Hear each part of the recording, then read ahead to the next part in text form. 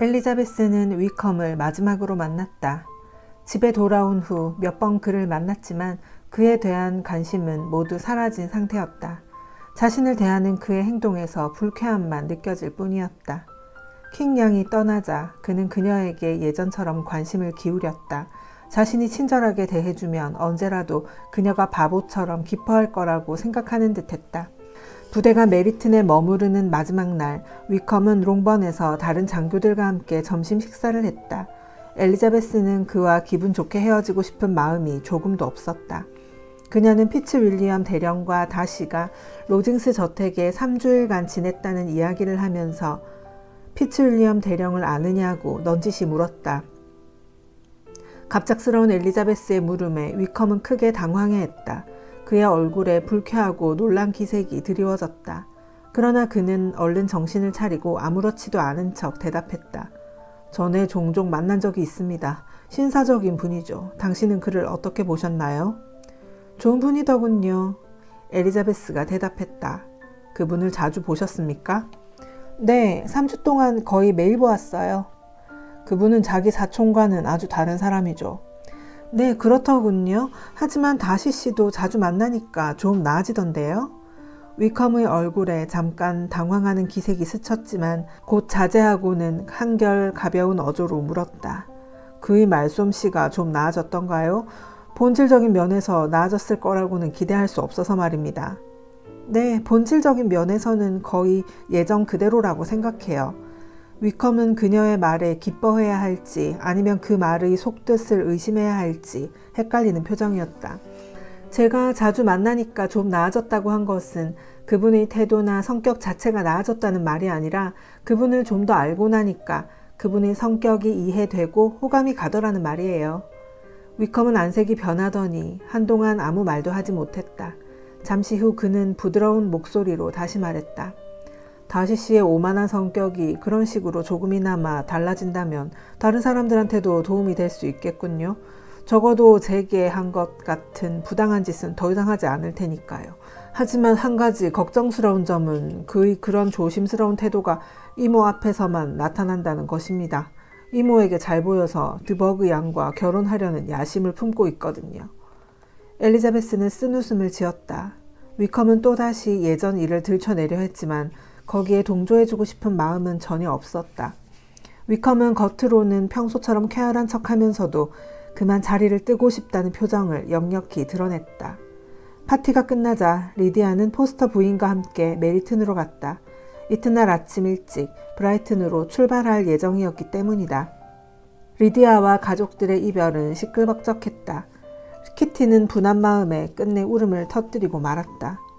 베닛의 불행은 잘못된 판단과 그로 인한 선택에서 비롯되었다. 그는 젊고 아름다운 미모, 상냥함 등에 이끌려 베닛 부인과 결혼했다. 결혼을 하고 나서야 아내가 교양 없고 총명하지 못한 여자라는 걸 깨달았다. 애정은 일찌감치 식어버렸고 행복한 가정에 대한 기대 역시 깨져버렸다. 그러나 그는 자신이 살고 있는 이 지방의 자연을 사랑하고 책을 좋아했으며 아내의 어리석음과 무지는 오히려 그에게 묘한 즐거움을 가져다 주었다. 엘리자베스는 남편으로서의 아버지의 행동이 올바르지 않다고 생각했고 그 일로 언제나 고통을 느꼈다. 하지만 아버지의 재능만은 존경했다. 또 애정 어린 시선으로 자신을 바라봐주는 것에 고마움을 느껴 어쩔 수 없이 눈에 띄는 것들을 잊어버리려고 애썼다. 그러나 그녀는 지금 어울리지 않는 결혼으로 태어난 자녀들이 겪어야 하는 불행을 그 어느 때보다도 뼈저리게 느끼고 있었다. 리디아는 떠나면서 어머니와 키티에게 자주 그리고 자세히 편지를 쓰겠다고 약속했다. 그러나 편지는 언제나 오래 기다려야 했고 그나마도 아주 짧았다. 어머니에게 보내는 편지에는 시시껄렁한 소식뿐이었고 키티에게 보내는 편지에는 비밀이 너무도 많아 가족들에게 읽어줄 만한 내용이 별로 없었다. 군부대가 떠난 후 메리튼의 생활은 더욱 단조로웠다. 엘리자베스는 외숙모, 외삼촌과 함께 북부 지방으로 여행 떠날 날만 손꼽아 기다렸다. 어느덧 그날이 가까워 오고 있었다. 그런데 여행을 떠나기로 한 날이 2주일밖에 남지 않았을 때 외숙모에게서 편지가 왔다. 외삼촌에게 일이 생겨서 7월 보름 정도에나 출발할 수 있고 한 달 내로 런던에 돌아와야 한다는 소식이었다. 엘리자베스는 크게 실망했다. 일정이 너무 촉박해서 호수 지방을 여행할 계획을 취소하고 대신 짧은 코스를 택해야 했다. 현재 계획으로는 더비셔보다 더 북쪽으로 갈 순 없었다. 더구나 가드너 부인은 자신이 젊은 시절을 보낸 더비셔에 다시 가보고 싶어 했기에 더비셔까지 여행하기로 했다. 더비셔라는 말을 듣자 엘리자베스는 펜벌리와 그 주인을 떠올리지 않을 수 없었다. 마침내 가드너 부부가 자녀 넷을 데리고 롱번으로 왔다. 6살과 8살 된 두 딸과 사내의 둘은 제인이 맡기로 했다. 제인은 아이들을 특히 좋아했으며 감정이 섬세해 아이들을 돌보는 데 안성맞춤이었다. 그녀는 아이들을 가르치고 함께 놀아주는 등 온갖 정성을 쏟았다. 가드너 부부는 롱번에서 하룻밤을 보내고 이튿날 아침 엘리자베스와 함께 여행길에 올랐다. 세 사람은 함께 여행하기에 서로 잘 맞는 동반자였다. 그들은 흥미있고 잘 알려진 명승지를 모두 돌아본 뒤 가드너 부인이 전에 살았던 더비셔에 있는 램튼이라는 작은 읍으로 발길을 돌렸다. 엘리자베스는 펜벌리가 램튼에서 겨우 8km밖에 떨어져 있지 않다는 것을 알아냈다. 여행 계획을 의논할 때 가드너 부인이 그 저택을 다시 방문하고 싶다고 말했다. 가드너는 기꺼이 찬성했고 엘리자베스에게도 동의를 구했다. 엘리자베스는 난처했다. 여러 곳을 돌아다녀서 이제 호화로운 저택을 구경하는 일에 실증을 느낀 척 할 수밖에 없었다. 가드너 부인은 어리석다며 그녀를 나무랐다. 비싼 가구나 양탄자를 구경하자는 게 아니야. 그런 호화롭기만 한 저택이라면 나도 별 관심이 없을 거야. 하지만 펜벌리는 그 주변 자연 경관도 참 아름다워. 이 지역에서 가장 훌륭한 숲으로 둘러싸여 있지. 너도 보면 틀림없이 감탄할 거야. 엘리자베스는 더 이상 아무 말도 할 수 없었지만 내키지 않는 건 사실이었다. 다시를 만나게 될까봐 겁이 났던 것이다. 그런 생각만으로도 몸이 떨리고 얼굴이 후끈 달아올랐다. 다행히 그들이 머물고 있는 호텔 하인으로부터 펜벌리의 주인이 부재 중이라는 사실을 알아낼 수 있었다. 그래서 이튿날 아침 그녀는 저택을 방문하는 데 선뜻 동의했다. 걱정이 사라지자 펜벌리 저택을 보고 싶은 호기심이 일었다. 마차를 타고 가는 내내 엘리자베스는 착잡한 기분에 사로잡혔다. 그래도 주변 경치를 바라보며 감탄하지 않을 수 없었다. 엘리자베스 일행은 넓은 지역에 펼쳐져 있는 아름다운 숲을 통과했다. 약간 높은 지대에 있는 펜벌리 저택은 크고 아름다운 석조 건물이었다. 앞쪽으로 인공 개울을 넓게 만들어 놓았지만 전혀 부자연스럽지 않았다. 엘리자베스는 이토록 아름답게 꾸며놓은 저택을 일찍이 본 적이 없었다. 게다가 자연과의 조화도 완벽했다. 그녀의 외삼촌과 외숙모 역시 감탄을 금치 못했다. 그 순간 그녀는 펜벌리의 안주인이 된다는 것이 얼마나 엄청난 일인지 새삼 깨달았다. 저택에 도착하자마자 그들은 넓은 거실로 안내되었다. 점잖아 보이는 가정부가 중요한 방들을 보여주었다. 어느 방 창문에서 바라보아도 경치가 장관이었다. 천장이 높은 방들은 고급 가구들로 아름답게 꾸며져 있었다. 가구들은 지나치게 화려하지 않으면서 고상하고 세련된 분위기를 풍겼다. 엘리자베스는 다시 미적 감각에 감탄했다. 바로 이 집의 안주인이 될 수도 있었는데. 엘리자베스는 생각했다. 손님으로 이 집을 구경하는 것이 아니라 내가 안주인이 되어 외삼촌과 외숙모를 손님으로 맞이할 수도 있었겠지. 그 순간 문득 전에 다시가 한 말이 떠올랐다. 아니야, 그런 일은 불가능할 거야. 신분이 낮은 우리 친척들을 초대하도록 허락해 주지도 않을 거야. 엘리자베스는 가정부에게 주인이 정말로 집에 없느냐고 물어보고 싶은 마음이 간절했다. 그때 마침 외삼촌이 그 질문을 던졌다. 친구들을 데리고 내일 오십니다. 가정부의 대답에 엘리자베스는 깜짝 놀라 돌아섰다. 그러자 외숙모가 초상화 한 점을 가리키며 물었다. 이 초상화가 마음에 드니? 그것은 다름 아닌 위컴의 초상화였다. 가정부가 다가와 그의 이름을 가르쳐주며 말했다. 그분은 지금 군대에 가 있습니다. 하지만 아주 방탕하게 살고 있다는 소문을 들었죠.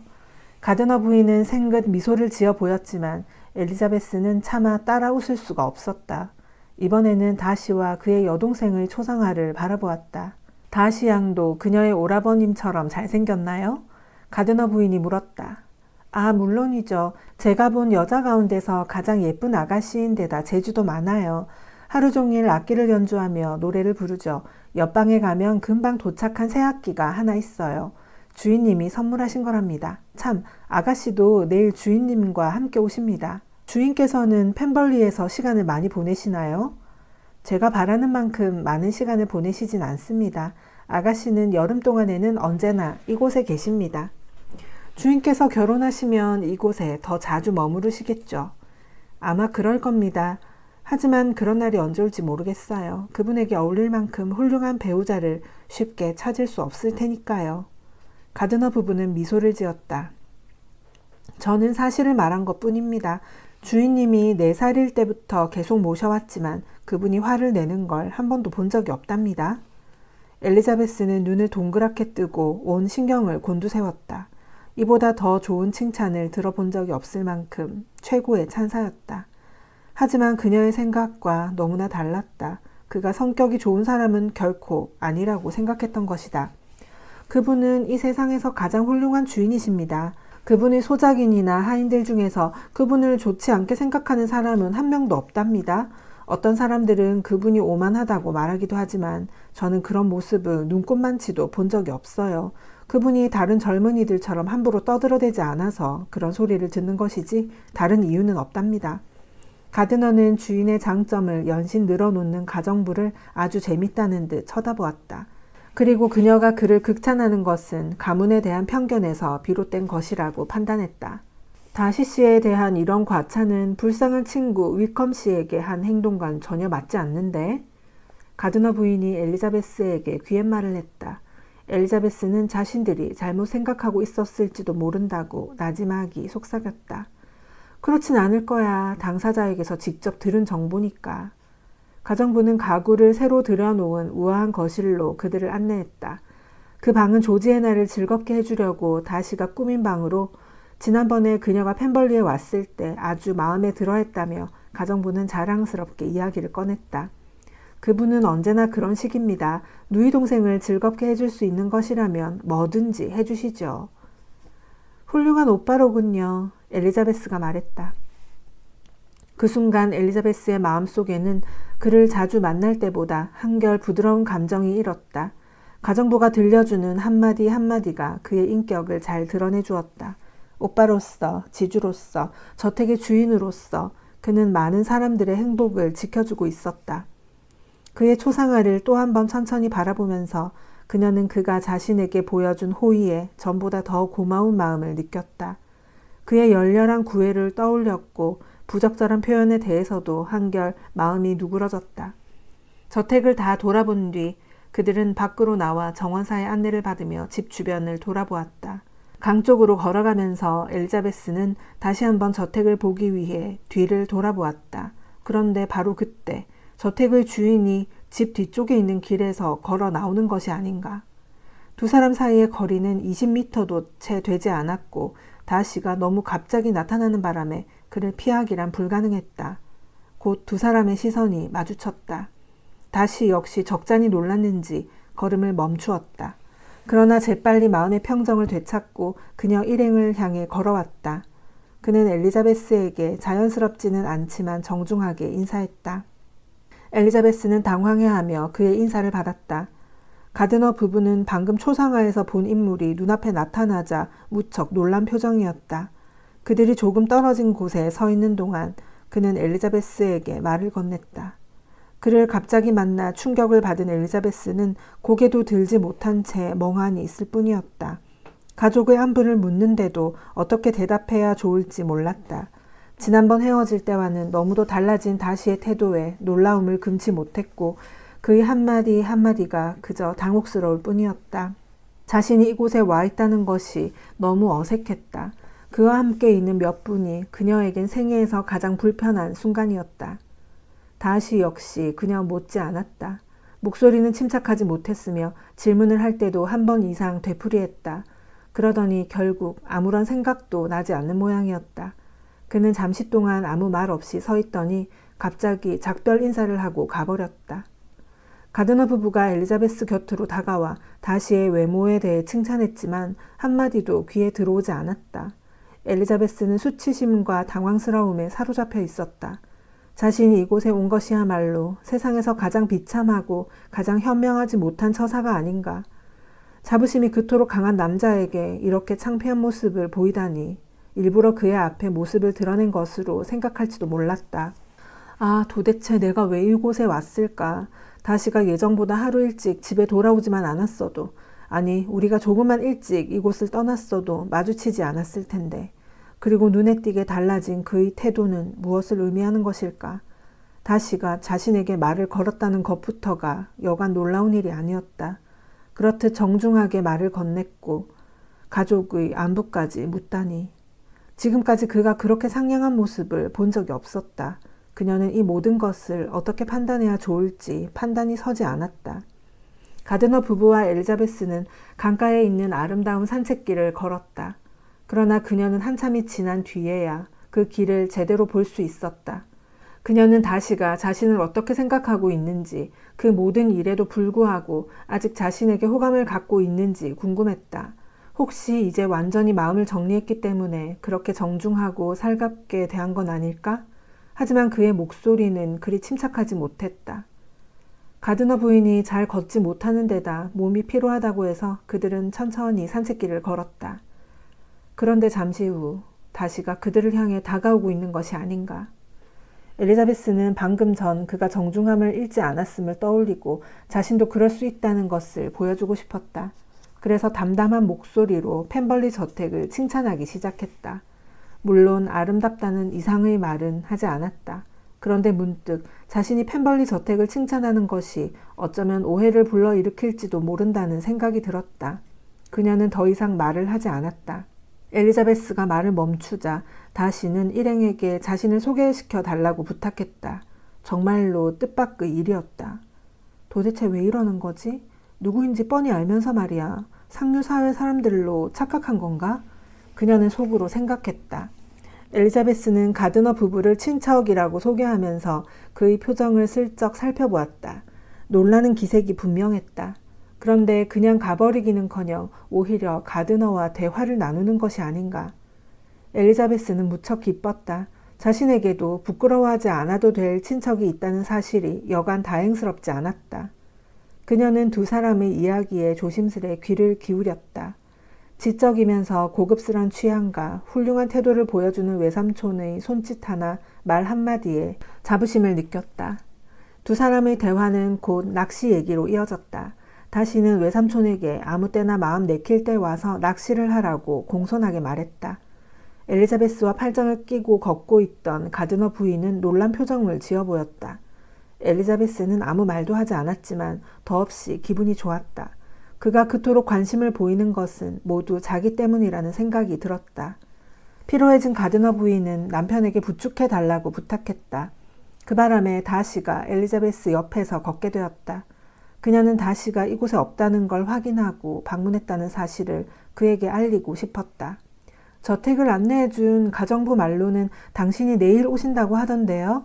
사실 이곳에 오기 전에 당신이 펜벌리에 없다는 걸 미리 확인하고 왔거든요. 갑자기 집사와 상의할 일이 생겨서 하루 일찍 온 겁니다. 나머지 일행은 내일 올 거예요. 그 중에는 당신이 잘 알고 있는 사람들도 있습니다. 빅리와 그의 누이들 말입니다. 엘리자베스는 고개를 살짝 끄덕였다. 잠시 후 다시가 덧붙였다. 그 일행 중에 또 다른 사람이 있는데 당신을 무척이나 만나고 싶어하는 사람이죠.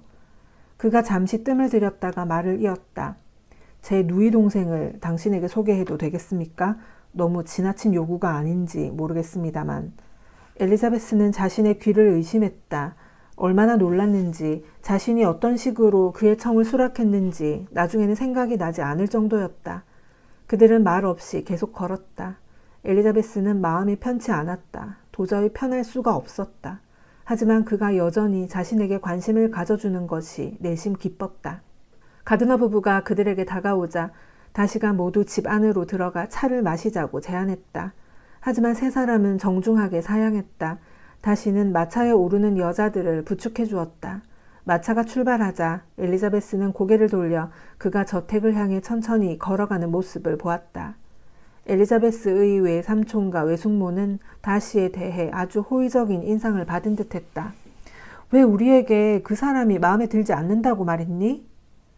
엘리자베스는 자신이 그를 잘못 생각한 것 같다며 외삼촌 부부에게 변명을 했다. 이튿날 다시는 여동생 조지애나가 도착하자 그녀를 데리고 엘리자베스를 찾아왔다. 가드너 부부는 또 한 번 놀라면서 뭔가 이상한 낌새를 알아차렸다. 엘리자베스는 조지애나가 소문처럼 오만하기는커녕 오히려 수줍음이 많다는 사실을 깨달았다. 얼굴 표정만 보아도 분별력이 있고 좋은 성품을 타고났다는 것을 알 수 있었다. 태도 역시 더할 나위 없이 얌전했다. 그리고 잠시 후 빅리가 찾아왔다. 그는 여전히 다정하면서도 예의 바르게 인사하고 가족들의 안부를 물었다. 제인에게 빅리가 어떤 존재인지 잘 알고 있는 가드너 부부는 빅리를 유독 관심 있게 지켜보았다. 가드너 부부는 또한 다시와 엘리자베스에게도 관심이 많았다. 엘리자베스의 감정에 대해서는 아직 의구심이 남아있지만 다시가 그녀를 흠모하고 있다는 사실은 분명해 보였다. 엘리자베스는 방문객들을 살갑게 배려하기 위해 애쓰는 한편 제인의 경쟁자로 알려진 조지애나와 빅리의 관계를 눈여겨보았다. 두 사람의 태도에서는 캐롤라인의 말을 뒷받침할 만한 어떠한 기색도 찾아볼 수 없었다. 두 사람 다 서로에게 특별한 호감을 나타내지 않았다. 다른 사람들이 이야기를 나누는 동안 빅리는 엘리자베스에게 네더필드에서 함께 춤을 추었던 지난 11월 26일 이후 8달 동안 제인을 만나지 못했다고 유감스런 목소리로 말했다. 엘리자베스는 그가 그날을 정확히 기억하고 있다는 사실이 매우 기뻤다. 그는 슬그머니 그녀의 자매들이 모두 롱번에 있느냐고 물었다. 그의 표정이 사뭇 의미심장했다. 자주 눈을 돌릴 수는 없었지만 엘리자베스가 흘끗 바라볼 때마다 다시는 온화한 표정을 짓고 있었다. 거만한 기색이라고는 찾아볼 수 없었다. 또한 그가 몇 개월 전만 해도 업신여겼던 그녀의 친척들에게 호감을 사기 위해 최선을 다하고 있다는 것을 알 수 있었다.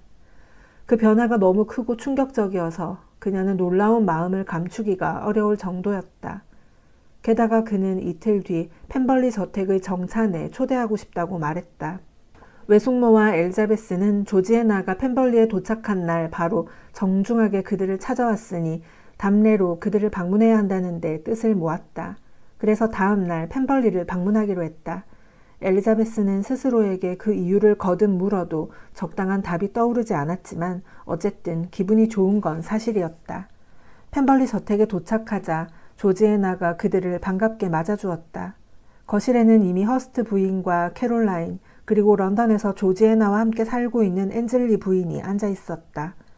조지애나가 너무 수줍어하고 사교적이지 못해서 자칫 오만하다는 인상을 줄 수도 있었지만 가드너 부인과 엘리자베스는 그녀의 성격을 어렵지 않게 이해할 수 있었다. 오히려 그런 성격을 타고난 그녀가 안쓰럽기까지 했다. 허스트 부인과 캐롤라인은 의례적인 인사말만 건넬 뿐이었다. 모두 자리에 앉자 잠시 어색한 침묵이 흘렀다. 품위 있고 인상이 좋은 앤즐리 부인이 먼저 침묵을 깨뜨렸다. 그녀와 가드너 부인은 즐겁게 대화를 나누었고 가끔 엘리자베스가 끼어들기도 했다. 조지애나도 용기를 내어 이야기에 끼어들고 싶어하는 듯 보였다. 엘리자베스는 곧 캐롤라인이 자신을 찬찬히 관찰하고 있음을 눈치챘다. 15분쯤 지난 뒤에야 캐롤라인은 쌀쌀맞은 투로 가족들의 안부를 물었고 엘리자베스 역시 쌀쌀맞게 대답했다. 하인들이 고기며 케이크, 계절에 맞는 온갖 맛있는 과일들을 들고 들어왔다. 그리고 곧바로 가드너와 낚시를 하던 다시가 모습을 드러냈다. 엘리자베스는 모든 사람들이 의심의 눈길로 다시와 자신의 말 한마디 한마디, 표현 하나하나, 동작 하나하나를 예의주시하고 있음을 깨달았다. 하지만 그녀는 태연하고 차분하게 행동하고 마음을 편하게 먹자고 다짐했다. 다시는 조지애나와 엘리자베스가 친해지기를 바라며 두 사람이 서로 얘기를 나눌 수 있도록 중간에서 노력했다. 캐롤라인은 환하게 웃고 있었지만 엘리자베스에 대한 질투심과 다시의 호감을 사려는 초조한 기색은 숨길 수 없었다. 그러다 끝내 참지 못한 그녀가 공손하지만 경멸 섞인 목소리로 말했다. 엘리자베스, 군부대가 메리튼에서 철수했다면서요. 대구의 가족들에게는 큰 타격이었겠어요. 그녀가 다시 앞이라 직접적으로 이름을 말할 순 없었지만 위컴에 관한 얘기를 하고 있다는 걸 충분히 알 수 있었다. 하지만 엘리자베스는 그녀의 심술궂은 공격에 침착하게 대응했다. 엘리자베스는 다시 쪽으로 흘끗 눈길을 돌렸다. 그는 붉게 상규된 얼굴로 엘리자베스를 바라보았고 그 여동생은 당황한 나머지 겁에 질린 표정이었다. 하지만 캐롤라인은 자신이 지금 사람들에게 얼마나 큰 고통을 주고 있는지 깨닫지 못했다. 엘리자베스를 화나게 만들어 다시가 그녀를 좋지 않게 생각하도록 만들 의도밖에 없었다.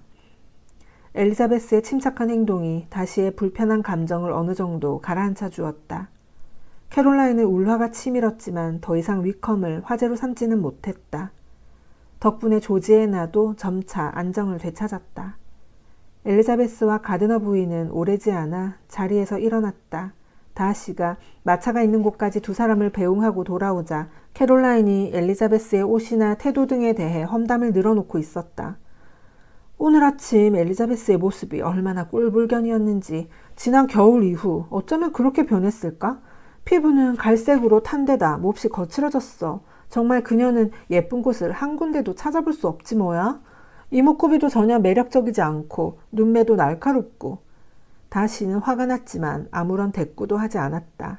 그러자 그의 입을 열게 할 작정으로 그녀가 계속 말을 이어나갔다.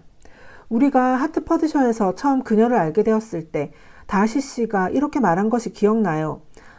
그 여자가 미인이라고? 그렇다면 그 여자의 어머니를 아주 고상하고 우아한 여자라고 불러야겠는걸? 그런데 다시 씨는 그 이후 그녀를 좀 괜찮게 보셨나 봐요. 아니, 한때는 제법 예쁘다고 생각하시는 것 같더군요. 아닌가요? 처음에는 그렇게 얘기했지만 그 후로는 제가 알고 있는 어떤 여자보다도 가장 예쁜 사람이라고 생각해 왔습니다. 더 이상 감정을 자제할 수 없었던 다시는 이렇게 대답하고는 방에서 나가버렸다. 캐롤라인은 자신에게 고통만 안겨줄 따름인 그런 말을 그에게 억지로 하게 만들었다는 걸 깨닫고 뒤늦은 후회를 했다. 호텔로 돌아오는 마차 안에서 가드너 부인과 엘리자베스는 이런저런 이야기를 나누었다. 하지만 두 사람이 특별히 관심을 기울이고 있는 사람에 대해서는 전혀 이야기하지 않았다. 다시의 누이 동생이며 그의 친구들, 집, 음식 등 다시를 제외한 나머지 것들에 대해서만 이야기를 나누었다. 그러나 엘리자베스는 외숙모가 다시를 어떻게 생각하는지 무척 궁금했고 가드너 부인은 조카가 먼저 그에 대한 이야기를 꺼내기를 바랐다. 램튼으로 돌아온 엘리자베스는 제인에게서 편지가 오지 않은 걸 알고 무척 실망했다. 하지만 사흘째 되는 날 편지 2통을 한꺼번에 받고는 불안한 마음을 진정시킬 수 있었다. 엘리자베스는 닷새 먼저 쓴 첫 번째 편지부터 읽었다. 앞부분에는 작은 파티며 자질구레한 사건 등 시시콜콜한 마을 소식이 적혀 있었다. 그러나 그보다 하루 지난 날짜가 적혀있는 후반부에는 좀 더 중요한 소식이 담겨 있었다. 사랑하는 리지, 어제 편지를 쓴 뒤 갑자기 아주 중요한 일이 생겼단다. 내가 말하려는 것은 가엾은 리디아에 관한 이야기야. 어쩌녁 막 잠을 자려고 하는데 밤 12시에 포스터 대령한테서 속달 우편이 왔단다. 글쎄 리디아가 그의 부하 장교와 스코틀랜드로 도망을 쳤다는구나. 사실대로 말하자면 위컴 씨하고 말이야. 우리가 얼마나 놀랐겠니. 하지만 키티에게는 전혀 예상치 못한 일은 아니었던 모양이야. 정말 유감스러운 일이야. 그런 무분별한 결혼은 둘 다에게 현명하지 못한 일이잖아. 그렇지만 잘 되기를 바라야지. 위컴 씨가 신중하지 못한 행동을 한 건 사실이지만 마음이 나쁜 사람은 아닌 것 같아. 리디아에게 재산이 없다는 걸 그도 알고 있을 테니까 말이야. 두 사람은 토요일 밤 12시쯤 도망쳤는데 어제 아침까지 그 사실을 까맣게 모르고 있었다는구나. 이제 그만 써야겠다. 상심하고 계신 가엾은 어머니 곁을 오래 비울 수가 없어. 네가 이 편지를 잘 이해할 수 있을지 모르겠구나. 나도 급하게 써서 뭐라고 썼는지 잘 모르겠다. 엘리자베스는 생각할 겨를도 없이 즉시 다른 편지를 집어들고 초조한 마음으로 읽어내려갔다. 사랑하는 동생에게 지금쯤이면 내가 서둘러 쓴 편지를 받아보았겠지? 이 편지는 좀 더 자세히 썼으면 좋겠지만 머릿속이 하도 뒤죽박죽이라서 그럴 수 있을지 장담은 못하겠어. 사랑하는 리지야, 좋지 않은 소식이 있는데 지체할 수가 없구나. 위컴 씨와 리디아의 결혼이 현명하지 못한 건 사실이지만 그래도 우리는 이제 두 사람이 정말로 결혼이라도 했기를 간절히 바라는 입장이란다. 우리는 처음에 리디아가 포스터 대령 부인에게 남기고 간 쪽지를 보고 부모 허가 없이 결혼할 수 있는 그레트너 그린으로 간 거라고 생각했어. 그런데 동료 장교 데니의 말에 따르면 위컴은 그곳에 갈 생각이 조금도 없는 데다 리디아와 결혼할 마음도 전혀 없다는 거야. 그 말을 듣고 포스터 대령이 걱정이 되어 즉시 그들을 찾으러 출발하셨어. 그런데 런던까지는 그들의 흔적을 쫓아갈 수 있었지만 더 이상 찾을 수 없었다는 거야. 통행세를 받는 곳이나 숙박업소마다 찾아다니며 온갖 수소문을 해보았지만 헛수고였대. 포스터 대령은 친절하게도 롱번에 오셔서 그 좋지 않은 소식을 전해주셨어. 사랑하는 리지야, 우리는 지금 너무나 걱정을 하고 있단다. 어머니와 아버지는 최악의 사태가 일어났다고 생각하시지만 나는 위컴 씨를 그렇게 나쁜 사람이라고 생각하지 않아. 어쩌면 여러 가지 사정이 생겨서 원래의 계획대로 하지 못하고 런던에서 비밀리에 결혼했을지도 모르잖아. 불쌍한 어머니는 정말로 몸이 편찮으셔. 아버지가 그렇게 걱정하시는 모습은 생전 처음 봐. 가련한 키티는 그런 비밀을 숨겼다고 부모님께 꾸중을 듣고 있지만 어쩔 수 없지. 그것은 두 사람의 비밀이니까 키티가 숨겼다고 해도 그 아이를 탓할 순 없는 일이잖아. 사랑하는 리지야, 네가 이런 슬픈 장면을 보지 않은 게 그나마 다행이야. 하지만 이제 충격에서 좀 벗어났으니까 네가 집에 돌아오기를 바라면 안 될까? 돌아오는 일이 쉽지 않다면 강요하진 않을게. 아버지는 포스터 대령과 함께 리디아를 찾으러 즉시 런던으로 떠나실 거야. 하지만 감정이 격한 상태라서 현명하게 일을 처리하지 못하실 것 같아. 이럴 때 외삼촌의 충고와 도움이 무엇보다도 절실하게 필요해. 아, 외삼촌은 지금 어디에 계시지? 편지를 다 읽고 난 엘리자베스는 당장이라도 가드너 부부를 찾으러 가기 위해 자리에서 벌떡 일어났다. 그런데 그때 문이 열리며 다시가 나타났다. 다시는 엘리자베스의 창백한 얼굴과 서두르는 모습을 보고 적잖이 놀랐다. 그녀가 떨리는 목소리로 말했다. 죄송하지만 지금 가봐야겠어요. 잠시도 지체할 수 없는 일이 생겨서 외삼촌을 찾아야 하거든요. 도대체 무슨 일입니까? 그가 다급히 물었다. 그러고 나서 마음을 진정시킨 뒤 덧붙였다. 1분도 붙잡지 않겠습니다만 전하 하인을 시켜 가드너 씨를 찾도록 하시죠. 몸이 편치 않아 보이는데 혼자서는 갈 수 없어요. 엘리자베스는 그 자리에 우뚝 멈춰선 채 아무 말도 하지 못했다. 무릎이 마구 떨려왔다. 그녀는 하인을 불러 쪽지를 적어 건네주었다. 하인이 방에서 나가자 그녀는 몸을 가누지 못하고 그대로 주저앉았다. 그녀가 너무 아파 보이고 불안정해 보여서 다시는 그 곁을 떠날 수가 없었다. 그는 다정하고 안쓰러운 목소리로 말했다. 하녀를 부르겠습니다. 진정할 수 있도록 뭔가 좀 마시면 좋을 텐데요. 포도주를 한 잔 갖다 드릴까요? 안색이 정말 좋지 않은데 어디 편찮으십니까? 아니에요. 저는 아무렇지도 않아요.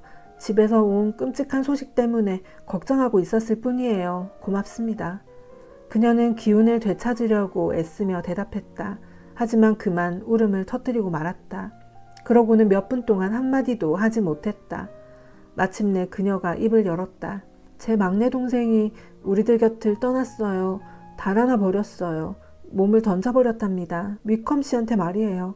돈도 없고 그가 원하는 것은 아무것도 갖지 못한 아이인데 이제 그 애는 영영 신세를 망쳤어요.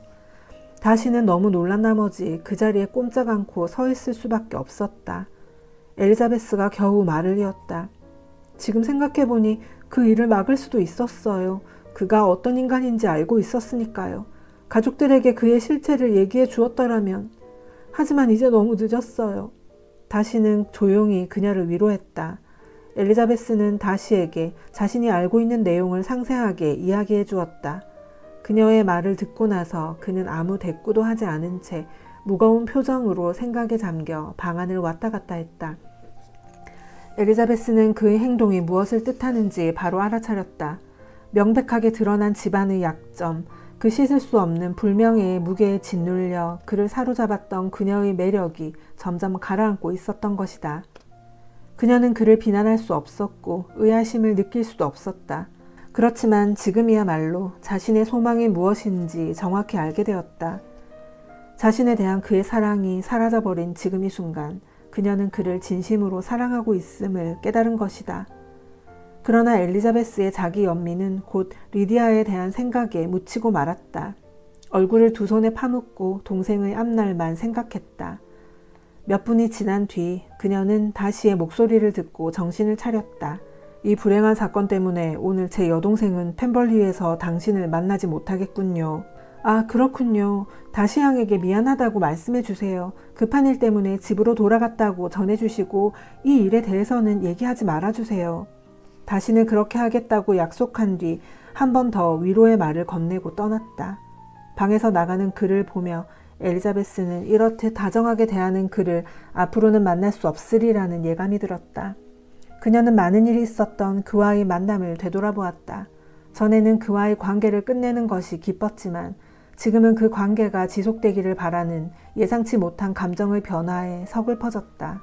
만약 고마움과 존경이 애정의 기반이 될 수 있다면 엘리자베스가 느끼는 감정의 변화는 충분히 있을 수 있는 일이고 또한 잘못된 일도 아닐 것이다.